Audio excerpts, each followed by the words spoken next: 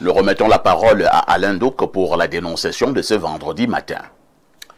La dénonciation de ce matin est liée quand même à un problème de salubrité publique. Il a plu aujourd'hui, fort heureusement, mais parfois, même en des journées où il n'a absolument pas plu, on remarque que dans des artères, parfois même des artères principales de la ville, il y a des coulées. Dans les quartiers, c'est aussi pareil, souvent. Des quartiers un tout petit peu à la périphérie, même des quartiers du 1er arrondissement, etc. Il y a des coulées, parfois même excrémentaires. Les hommes viennent, ils marchent, ils mettent des pieds dans ces coulées, etc. Sans que ça gêne qui que ce soit. Puisque on a toujours cette situation dans plusieurs endroits dans la ville comme ça. C'est ce que nous tenons à dénoncer ce matin. Il faut que des mesures certainement soient prises pour que nous ne donnions pas une mauvaise image de la capitale très longtemps comme ça. Vous dites que ça coule de partout, au niveau des caniveaux, des rigoles, etc. Et par moments même des coulées. Carrément dans la chaussée, parfois même dans la zone du marché central. Il y a un endroit là-bas, je ne sais pas si ça a changé, la route qui va à Mendon, au niveau de Jouvence, à la montée de Jouvence. Donc, à partir de la montée là, on a donné tout un nom, hein, Carrefour Caca. Oui. Oui. Je ne sais pas si... Et effectivement, quand vous arriviez, vous compreniez pourquoi on appelle cet endroit comme ça. Et effectivement, ça sortait, hein, au niveau de la chaussée, en pleine chaussée. Incroyable. Ça sortait. Incroyable. Et cette affaire a existé pendant des années. Je ne dis pas que ça existait pendant une semaine. Ah, vous dites que ça existe toujours. Carrefour de cette affaire-là, vers Jouvence à Yaoundé. Je passe la parole à Eric Achenko. On peut parler en souriant, mais est-ce que ce n'est pas grave, même sur le plan de la santé? Oui, disons que, je le disais précédemment, nous on est bio, c'est pour ça qu'on aime rester au village, parce que généralement quand nous arrivons en ville, des situations comme celle-là nous mettent mal. Et effectivement, il y a des conséquences sur la manière d'être, le comportement des uns et des autres. Je m'intéresse souvent, à chaque fois que je m'intéresse à des faits, je me dis, du point de vue psychologique, il serait important d'interroger les causes. Parce que là, c'est une conséquence. Tout à fait. Quelles en sont donc les causes? La première cause, en réalité, c'est à la fois l'incivisme des citoyens qui, en réalité, ne respectent aucune norme. Ils jettent les ordures partout. Et ils construisent de manière anarchique. Tout à fait.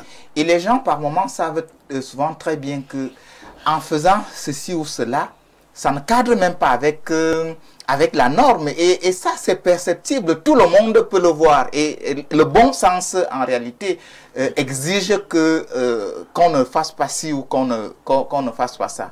Mais malheureusement, les gens sont cramponnés dans ces mauvais comportements.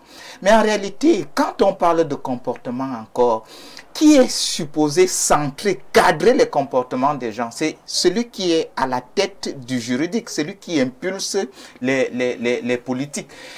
Lorsque les gens construisent de manière anarchique ou alors jettent les ordures de manière anarchique n'importe où, le problème est de comprendre que avec l'évolution croissante de la ville, les gens hier jetaient les ordures dans la forêt. Ça se fait. Mais avec la ville, il faut, où les espaces sont occupés, il n'y a plus d'espace où on va jeter les ordures. On se retrouve donc à les jeter n'importe où. Maintenant, ceux qui incarnent le pouvoir politique, le pouvoir dans les municipalités, doivent donc organiser les populations et les éduquer justement à jeter les ordures là où il faut. Deuxièmement, lorsqu'on parle nous avons parlé de la construction anarchique, l'État est supposé faire respecter la loi à tout le monde. Aujourd'hui, voyez-vous, les gens construisent dans les marécages, ils remblent les marécages. Ça là, c'est bien beau, ça c'est la technologie, c'est la technique dans la construction, dans l'urbanisation. Mais en réalité, il faut savoir que on ne peut pas contenir l'eau. Quoi que vous fassiez, l'eau a une direction qui lui est naturelle. Tout à fait. Et tôt ou tard, elle prendra son chemin. Et c'est pour ça que nous voyons tout ce que nous voyons là. Et vraiment, c'est à déplorer. À la fois, donc, les responsabilités sont partagées. Ceux qui incarnent le pouvoir et qui sont supposés orienter, encadrer les populations. Et les populations elles-mêmes qui restent inciviques. Merci, docteur Oleme. Nous parlons donc de cette situation au niveau des grandes villes du Cameroun, notamment la ville de Yaoundé, où les eaux usées circulent de partout, et par moments même des eaux, comme le disait tout à l'heure Alain Douk, des eaux excrémentées qui circulent. Vous êtes justement médecin. Est-ce qu'il ne faut pas craindre pour la santé? Il y a un problème très grave au niveau de la santé. Il y a des conséquences. Hier même déjà, je roulais derrière un camion des sociétés qui, n'est-ce pas, ramassent des ordures. Je ne vais pas citer le nom. Oui. Et ce n'est pas secret, hein, c'est Isacam. Bon, d'accord, merci. C'est Isacam. Alors, j'étais pratiquement le quatrième véhicule après le camion. Oui. Alors, comme j'avais baissé les vitres, j'ai commencé à ressentir des fortes mauvaises odeurs. Oui, très fortes. Je regarde à côté, j'ai dit, mais attends, ce quartier, quel est le problème? Je cherche, et quand je lance le regard plus loin, je me rends compte que non, il y a Isacam devant. Du coup, j'ai directement monté les vitres. Alors, avec les pluies, et la saison pluvieuse, quand ils ramassent les ordures, leurs camions ne sont pas totalement hermétiquement fermés. Ça fait que... C'est vrai, hein? Oui, ils transportent donc ces ordures-là, et avec tout ce qu'il y a comme déchets, et l'eau ruisselle le long de la route. Il peut, s'il a 10 km à faire... Imaginez le spectacle. Le spectacle. Moi, j'ai justement vu ces camions, hein, pour être d'accord. Le camion est devant vous. Et ces ordures s'envolent, ça saute, oui, et ça retombe sur les autres véhicules qui suivent le camion. Ça, c'est un autre scénario. C'est un scénario terrible. C'est pas bâché. Donc, parlant de la santé, nous sommes tellement exposés, et il est question que les autorités politiques, publiques, fassent quelque chose. Parce que le Camerounais du quartier n'a rien à faire. Il n'a rien à faire pour trouver une solution face à cette situation. Les pays où on essaie de travailler, on réglemente bien les dépôts où on peut, les gens doivent, n'est-ce pas, déposer des ordures. Tout à fait. Et les camions, les sociétés, n'est-ce pas, qui sont chargés, n'est-ce pas, de les transporter. Et ça fait que il y a tout un système, un mécanisme de recyclage. De recyclage, oui. Donc, ce n'est que des dénonciations. Ça permet qu'un jour, il y aura un changement. Parce que je vois régulièrement, on dénonce des problèmes d'insalubrité, mais il n'y a pas un changement quelconque. Oui, c'est un cri d'alarme, et surtout en cette période. Et je n'ai pas vu un slogan ou bien les différents candidats parler, par exemple, n'est-ce pas, de ce petit point qui est très essentiel. Ça veut dire l'hygiène. Il vous parle des grosses théories. Oui, des grosses théories, pourtant... il vous parle de la décentralisation, oui. Il vous parle de la mondialisation, du capitalisme, du communisme, et vous font comprendre un tout petit peu l'envers des doctrines des unes et des autres, le capitalisme sur le plan européen, le communisme, et vous amènez les théories avec Mao Tse-tung. Alors que nous, on vous dit que les mauvaises zones vous tuent à Yaoundé, les mauvaises odeurs, ça ne les intéresse pas. Oui, c'est très sérieux ce problème d'insalubrité. Oui. D'accord. Jeanne-Rosine Vondo, je vois déjà comment vous faites la bouche, mais nous sommes obligés d'en parler. Hein. Parfois, ça pue de partout dans nos grandes villes. Nos autorités ne sont pas au courant? La preuve en est, ce sont ces CA qui mangent et qui jettent des pots de banane en route. Quand on les voit conduire, vous voyez quelqu'un qui est en CA mais c'est cette personne qui faufile un petit plastique de beignet et qu'il faut hors de sa fenêtre. Je suis déjà opératrice économique, donc je fais dans la collecte des déchets. Tout à fait. J'ai eu un problème au niveau de la mairie parce que je suis allée voir ces dites autorités pour qu'on nous donne la possibilité de rendre Yaoundé propre. Nous, on n'a jamais eu de suite. Ah bon? Jamais. On n'a jamais eu de suite. Vous vous êtes proposé Bien sûr. à rendre Yaoundé propre. Je parle de ce que de l'année passée, je suis allée, j'ai vu une dame dont je vais taire le nom. J'ai dit qu'on me donne la possibilité de pouvoir mettre au moins Yaoundé 5 dans une salubrité. Mais je n'ai jamais eu de réponse. Raison pour laquelle nous nous sommes rabattus au niveau des déchets hospitaliers. Nous sommes rabattus, pourquoi? Parce qu'on retrouvait ces déchets hospitaliers dans les bacs à ordures. Ce qui est très dangereux. Très dangereux, ce sont des déchets tellement toxiques. Nous nous sommes rabattus. Dieu merci, nous avons des personnes pensantes qui nous accompagnent sur ce plan-là.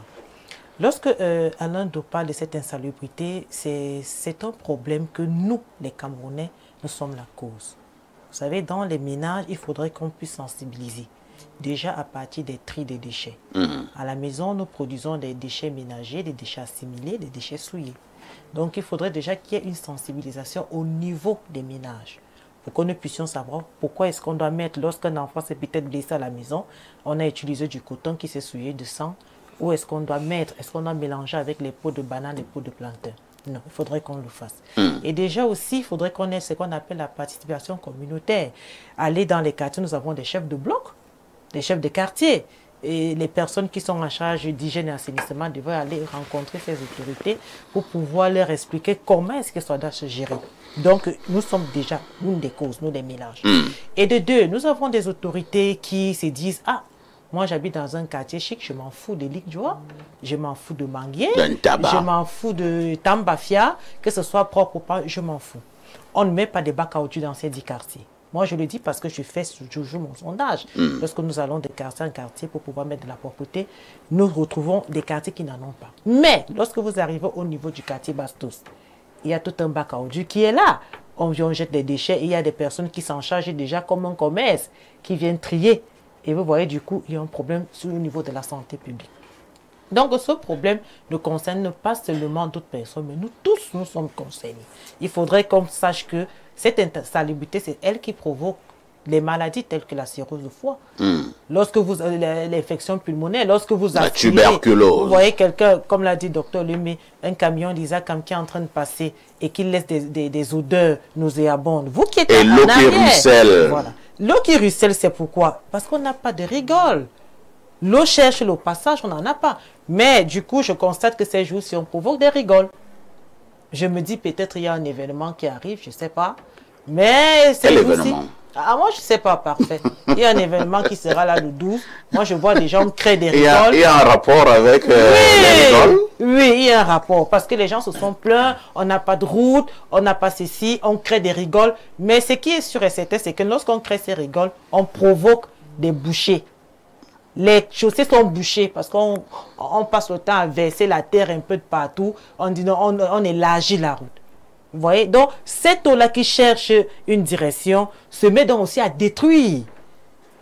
Ça ramène ses ordures au niveau des chaussées et ça bouche la voie. Très bien. Donc, l'insalubrité, vraiment, parfois, ici, il faudrait une grande sensibilité, une sensibilisation pour que nous puissions vivre dans la salubrité et que nous-mêmes, les ménages, que nous soyons aussi disciplinés. Oui, Eric Achille, tu vas absolument réagir. Hein? Oui, j'allais tout simplement dire à la suite de Jean qu'il y a un très bel exemple qui m'a parlé, celui de la ville de Saint-Mélima. On se souvient qu'à une certaine époque, on ne blaguait pas. Le maire de Saint-Mélima, il s'appelait Ndong. Ndong. Le monsieur de Buka Voyage. Exactement. Il utilisait les méthodes qui étaient les siennes pour faire de Saint-Mélima. Il avait des méthodes presque dictatoriales. Hein. Exactement. Et je pense que c'est vers cela. Même à cette époque-là, les filles ne s'habillaient pas n'importe comment à Saint-Mélima. Exactement. Si monsieur le maire passe en route, il voit une fille qui est habillée de manière ordurière. Monsieur le maire descend et il te donne quelques claques. Et il te dit la prochaine fois, il va te faire enfermer. Donc, l'ancien maire de Saint-Mélima ne rigolait pas avec l'ordre. Et il faut quand même avouer qu'à cette époque, Saint-Mélima avait une autre allure. Maintenant, D'autres maires sont venus à Saint-Lima. Est-ce que c'est toujours le cas? Je n'en sais rien, mais le maire Ndongo avait marqué de ses empreintes, ses empreintes positives. En face de vous, Alain Ndouk veut justement argumenter. Question simple, Alino, que faut-il faire? Bah, avant de dire ce qu'il faut faire, je tiens quand même à dire que c'est le système d'urbanisation de nos cités qui a questionné. Parfait, il faut se rendre compte que on n'a pas foncièrement toujours pensé certaines de nos villes. Et il manque un minimum de services de police d'urbanisme et même sanitaire. Vous savez, parfois les coulées excrémentaires viennent simplement du fait qu'on a un système de tuyauterie sanitaire, parce que certaines de nos maisons n'ont plus les latrines à l'ancienne. Vous voyez ce que je veux dire? Tout à fait. C'est un système de tuyauterie. De tuyauterie là, qui alimente tout ça. Donc, parfois, il peut arriver, imaginez, avec les pluies, etc., le bitume se défait là, se décompose quelque part, il y a un gros porteur qui passe, ça s'affaisse, pap, il y a un tuyau qui se casse. Et puis, les excréments sont à l'extérieur. Qu'est-ce qu'on fait? Il faut un minimum de police, un minimum de veille dans cette espèce de système de tuyauterie, de veille pour que on réagisse le plus rapidement possible quand survient ce genre d'incident. Or, vous allez voir que quand ça survient, ça peut rester là des mois. Et chacun arrive et cherche à s'éloigner le plus possible de la source, voilà, de la coulée, etc. Il y a cette espèce de gêne que chacun ressent de par, voilà, les effluves qui se dégagent, mais on ne fait pas immédiatement ce qu'il faut, ni communautairement, ni systémiquement, ni voilà, politiquement, pour résoudre le problème. Et c'est donc comme ça que le phénomène se perpétue. Chacun regarde cette histoire dans une espèce d'indifférence, passe, etc., que ce soit à pied ou ce soit à moto. Avec les risques que nous connaissons sur le plan sanitaire. Vous vous rappelez qu'à un moment ici, pendant les saisons de pluie, c'était dangereux, non? Les risques d'épidémie de choléra, vous pensez que c'est lié à quoi? Mais c'est lié à ce genre de phénomène. Le système de drainage des eaux de la ville, hein? On en a parlé, on a dit qu'on a à un certain moment donné fait de gros ouvrages là sur le sujet, mais on voit que la situation n'a pas autant changé que ça. Parce que, vous le savez bien, avec des fortes pluies, ça continue d'inonder là au centre-ville. Et dans bien d'autres endroits. Et maintenant, les questions de civisme. Vous avez remarqué que par moment, moi je le sais, c'est dangereux dans les petits quartiers. Les gens attendent quand il y a des pluies. Et se disent que c'est le bon moment, le moment idéal pour bazarder, pour évacuer tous les déchets. Jusqu'aux extrêmes. Donc ils vont utiliser l'eau de pluie pour curer leurs déchets. Ouais. C'est quand même terrible, les gars. C'est terrible. Je ne sais pas comment on va faire. On est tombé trop bas. Il faut qu'on se repense. Et ça, je dis, c'est d'abord politiquement qu'on doit tout repenser et politiquement qu'on doit chercher à discipliner les gens. Parce que la situation, elle est hyper grave.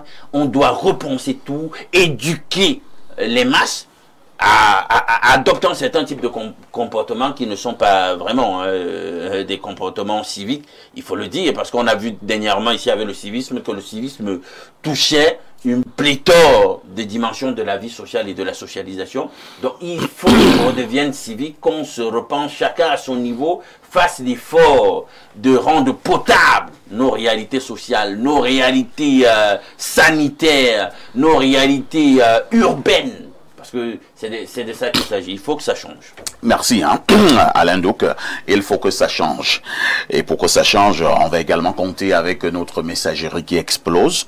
Bonjour. Aujourd'hui encore, une dénonciation forte. Il faut noter aussi que nous-mêmes, les populations, dans les quartiers, avons trouvé bon d'évacuer nos eaux de déchets et des toilettes sur les ruelles de quartier. Je vous assure, c'est grave. Et bonjour les moustiques et autres intoxications. C'est Didier depuis Biamassi. Ça rejoint ce que Alain Ndouk vient de relever. Hein. Je vous amène au 226 cette fois-ci. C'est un message du Burkina Faso. Bonjour, le Ibrahim Traoré de la modération. Très belle émission. Ici au Burkina Faso, le gouvernement a créé une unité spéciale de la police pour l'assainissement des villes. Je vous assure, actuellement, on voit peu à peu des changements à Ouagadougou. C'est EXO depuis Ouaga qui envoie cette contribution. Bonjour, le sac de modérateur, et bonjour à tous. Le mbenguiste à la voix imposante, Alain Douk, a évoqué une dénonciation très importante. Parfait, ici, dans mon quartier, à Mélène, précisément à Miniferme, quand il pleut, les gens viennent vider leurs poubelles dans les rigoles. Imaginez ce qui sort de là. Dans tout cela, nous avons une chef du quartier qui est là et qui ne fait rien. C'est Abdoulaye qui envoie cette contribution. Bonjour, le sac de la modération et à tout le panel. Concernant le premier sujet, je préfère déjà vous révéler que les professionnels formés dans le domaine de l'urbanisme ne sont pratiquement pas employés par l'État. Ceux qui sont en charge de l'urbanisme actuellement sont tous des ingénieurs de génie civil qui ne sont pas des urbanistes au détriment des ingénieurs urbanistes que nous sommes. C'est Eric Dacordoui qui envoie donc cette contribution. Un autre message, hein? Bonjour Perfecto, ainsi qu'à ton éminent panel. En ce qui concerne la dénonciation, les conséquences sont plus complexes. J'éprouve souvent un pincement au cœur lorsque je traverse certains quartiers et que je vois des véhicules de grandes marques lavés avec l'eau des rigoles. Une question me vient alors à l'esprit. D'où provient réellement cette eau? De plus, nous avons des individus qui se permettent l'élevage porcine avec les odeurs et les excréments qui découlent. Vraiment, le Cameroun, Seigneur, prend pitié. Steve depuis Jouvence. Hein. Je vous amène cette fois-ci au 225 ans. Malheureusement, le message du 225 a sauté. Hein. Puisqu'il a donc sauté, je vous amène au plus 7 925. Il s'agit d'un message de la Russie. Que dit le téléspectateur de la Russie? Bonjour le sac de modérateur. Contrairement à ce que dit Alain Douk, on a bel et bien une police communautaire. Elle s'appelle Awara et sert à pourchasser les mototaximens. Bonne suite d'émission. C'est Alain depuis Moscou. Incroyable. Bonjour le Phénix, nous ne pouvons pas pour le moment faire les rigoles parce qu'on vient d'acheter 94 véhicules au préfet et au sous-préfet. C'est Djibril N'Djamena. Djibril, pourquoi tu fais ça? Laisse les sous-préfets, les préfets tranquilles. Un autre message, hein. Bonjour le plateau, monsieur parfait ici. Votera qui dimanche? C'est Wadis de Kayele. C'est comment? Pourquoi mon vote vous intéresse? C'est un homme, une voix. Pourquoi vous voulez savoir pour qui je voterai? De toutes les façons, je serai seul à l'isoloir. Et je vais voter quelqu'un de toute façon. Je ne vais pas voter un bulletin nul. Non, c'est pas normal. Il faut toujours choisir. Soit vous êtes à gauche, soit vous êtes à droite. Donc, les gens me demandent, parfait va voter pour qui? Parfait va voter pour qui? Est-ce que moi je vous ai demandé pour qui vous allez voter? Alors, je vous amène au plus 32. C'est un message de la Belgique, du côté de la Belgique, comme on dit simplement bonjour. Et bon, bonjour donc également. Alors, nous prenons cet autre message. Alors, les messages se bousculent. Hein. Bonjour Perfecto, un candidat à la présidentielle a parlé de l'économie circulaire qui induit la transformation des déchets. Paul Biya, Mami Dongoso. D'accord, merci beaucoup. Un autre message ce matin. Oui, je récupère ce 225. C'est un message qui nous vient de la Côte d'Ivoire. Alors là, le message est long, hein, mon ami ivoirien. J'espère qu'on va tout lire. Hein. Bonjour à tout ton panel et à toi également. En ce qui concerne la dénonciation, ce que nous observons dans les villes comme Yaoundé, après chaque pluie, est plus qu'un simple désagrément. C'est une crise sanitaire à ciel ouvert. Les eaux pluviales qui refoulent les canalisations emportent avec elles des ordures, mais aussi des excréments visibles dans les rues. Cela met directement en danger la santé des populations. Les causes sont multiples.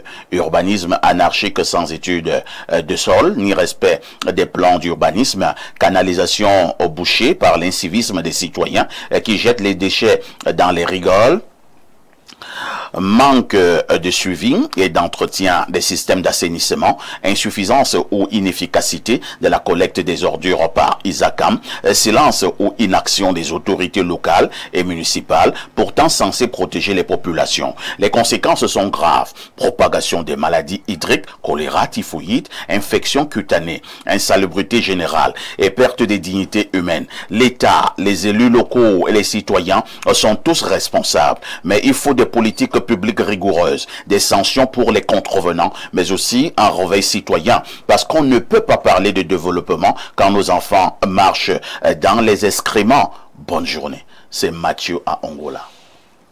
Mathieu, c'est vrai que c'était long, mais c'était intéressant et très pertinent. Prenons cet autre message. Bonjour le panel. Pour la dénonciation du jour concernant les excréments, il faut que les mairies imposent à toute personne qui veut construire une maison de montrer au préalable la fosse dans les normes de son bâtiment. C'est Thierry Meque depuis Tibati. Alain, donc il y a une dizaine d'années, j'ai cherché une maison à louer à Yaoundé, du côté au lieu dit Carrefour Tropicana. J'ai trouvé un bailleur là-bas, il m'a amené visiter un appartement. On a visité, mais je n'avais pas vu les toilettes. Et je lui pose la question de savoir, mais où sont les toilettes? Il me dit, ben, il n'y en a pas. Il dit, comment ça, il n'y en a pas? Et on fait comment? Il me dit, bon, vous faites, mais dans la nuit, vous allez jeter à une rivière qui n'est pas loin de là. Incroyable. Incroyable. Et le gars était sérieux. Je lui ai posé la question de savoir, monsieur, vous êtes sérieux? Il m'a dit, vous avez quel souci? Vous êtes en direct sur Info TV. Une touche pause s'impose. Incroyable.